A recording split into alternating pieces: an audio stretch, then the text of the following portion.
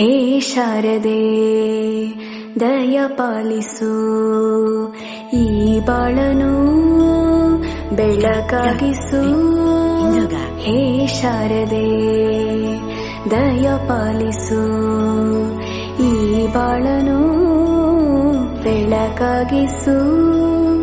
ನಾಳೆಗಳ ದಾರಿಯಲ್ಲಿ ನಂಬಿಕೆಯ ನೆಲೆಯಾಗಿರಿಸು, ಮುನ್ನಡೆಸು. ಕೈ ಹಿಡಿದು ನಾವಾಡೋ ಪದ ಪದದಲ್ಲೂ ಸಂಚರಿಸು.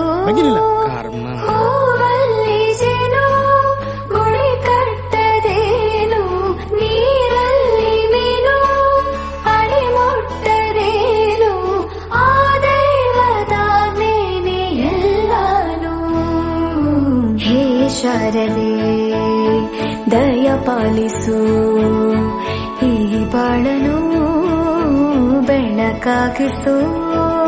ಹೇ ಶಾರದೆ.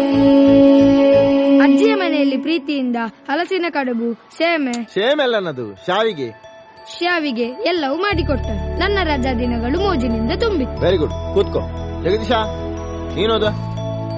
ಅವನಿಗೆ ಬಾಯಿ ಬರುದಿಲ್ಲ ಸರ್, ಮತ್ತೆ ಈಗ ಓದುದು. ಮಾತ್ ಬರೋದ್ರೆ ಅಂತ ಆಯ್ತಾ? ದಿನಕ್ಕಿಂತ ಬರಲಿಕ್ಕೆ ಬರ್ತದ ಅವನಿಗೆ. ನೀನ್ ಬರ್ತಿದ್ಯಾ? ನೀನ್ ಬರಲಿಲ್ಲ, ನೀನ್ ಅವನಿಗೆ ಮಕ್ಕರ್ ಮಾಡ್ತೀಯಲ್ಲ. ಅವೆಂತ ಬರ್ದೇನು, ಓದು.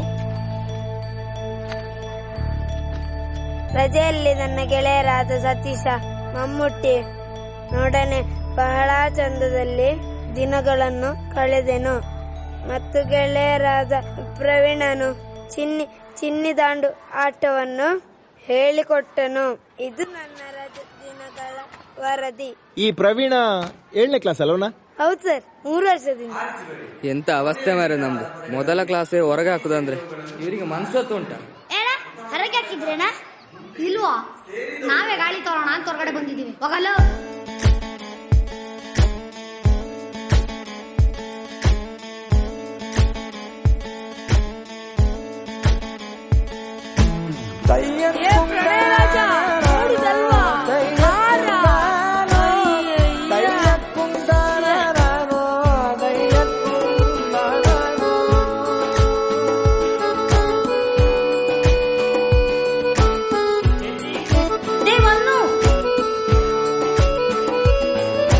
ನಾಟ್ಯ ಅನ್ನೋದು ನಾದಾಂತರಂಗ ತಾನೆ, ನಾದ ಅನ್ನೋದು ಭಾವಾಂತರಂಗನೇ.